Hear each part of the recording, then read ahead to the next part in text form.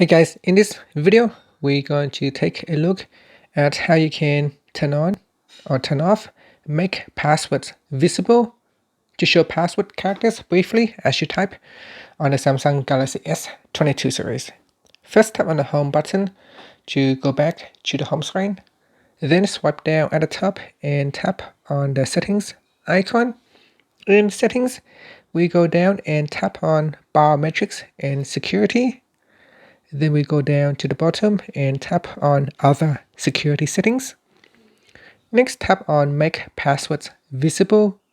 Tap on the toggle button to turn it off or on. If you turn this one on, it said that show password characters briefly as you type them. So as soon as you type, it will show the password, just maybe for a second or two.